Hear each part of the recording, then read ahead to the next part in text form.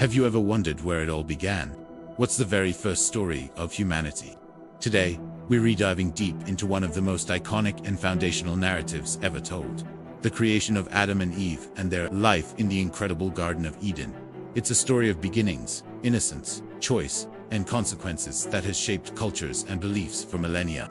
So, grab a comfy seat, and let's journey back to the dawn of time. In the beginning, the world was a masterpiece, freshly painted by its creator. The earth was bursting with life-lush forests, sparkling rivers, and animals of every kind. But something was missing. Amidst all this splendor, there was no one to appreciate it, to tend to it, to be its steward. So, from the very dust of the ground, the first human, Adam, was formed. Breathed into him was the spark of life, and he opened his eyes to a world of wonder. Imagine being Adam for a moment. You're the first person ever. Everything is new. Everything is a discovery. He was given the amazing task of naming all the animals.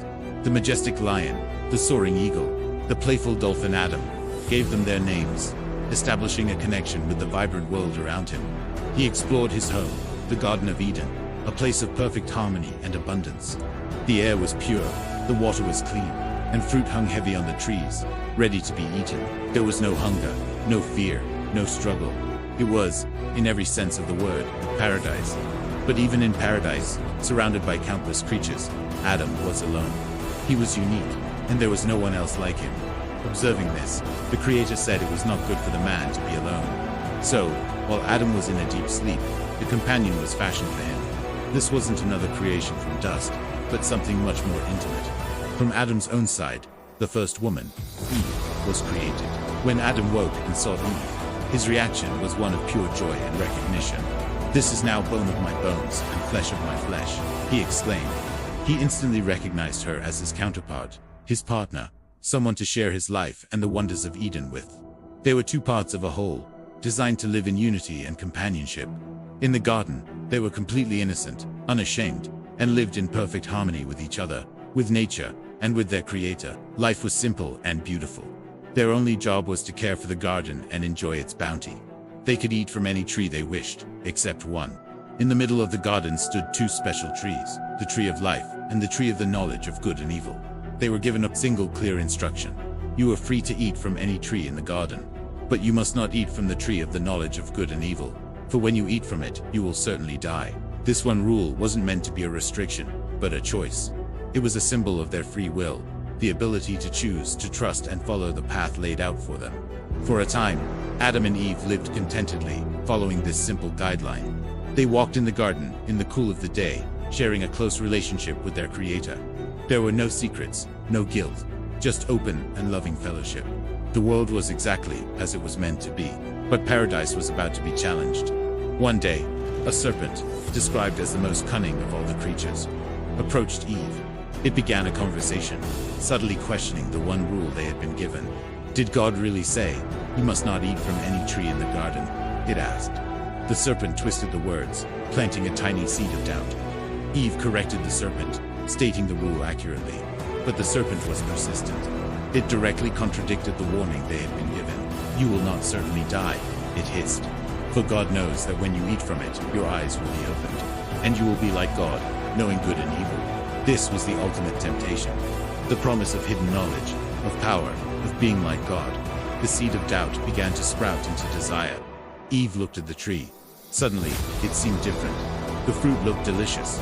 It was a delight to the eyes, and the promise of gaining wisdom was incredibly appealing. The simple trust she had was now competing with curiosity and ambition. In that moment of hesitation, a choice was made. She reached out, took the fruit, and ate it. The story doesn't end with her alone. She then went to Adam, who was with her, and gave him some of the fruit, and he ate it too. Without question, without hesitation, he joined her in breaking the one rule they were given. He chose his partner over the instruction of his Creator. It was a shared decision, a moment that would change everything, forever. And just as the serpent had promised, their eyes were opened. But what they saw wasn't the divine power they might have expected. Instead, for the first time, they saw their own vulnerability. They realized they were naked, and they were filled with a new, unfamiliar emotion, shame. They frantically gathered fig leaves and stitched them together to cover themselves. The pure innocence they once knew was gone, replaced by guilt and fear. Later that day, they heard the sound of their creator walking in the garden. But instead of running to greet him as they used to, they ran to hide. They hid themselves among the trees, trying to disappear. The open relationship they enjoyed was shattered. When they were called out from their hiding place, the blame game began.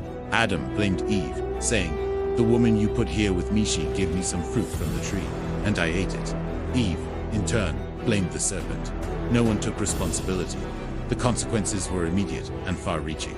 The serpent was cursed. The woman was told she would have pain in childbirth, and her relationship with her husband would be changed. The man was told that the ground was now cursed because of him.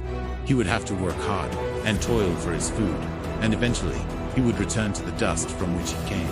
The promise of death, which was a spiritual separation, now also included a physical end. And finally, they were exiled from the Garden of Eden. They were sent out into the world, away from the tree of life, to fend for themselves. Cherubim and a flaming sword were placed to guard the way back, ensuring paradise could not be re-entered. Their life of effortless abundance was over, replaced by a life of struggle, hardship, and mortality. This story, the fall of humanity, sets the stage for everything that follows. It's a powerful tale about the nature of free will, the allure of temptation, and the profound impact of our choices. It explores the origins of human struggle, shame, and our deep-seated longing for a lost paradise. But even in the midst of these consequences, there's a glimmer of hope, a subtle promise of future redemption woven into the narrative. It's a story that continues to resonate because, in a way, we all face our own forbidden fruit, our own choices between simple trust and the desire for something more. What do you think is the most important lesson from the story of Eden? Let me know your thoughts in the comments below. Thanks so much for watching and journeying back to the beginning with me today. If you enjoyed this, please hit that like button and subscribe for more deep dives into the stories that define us. See you next time.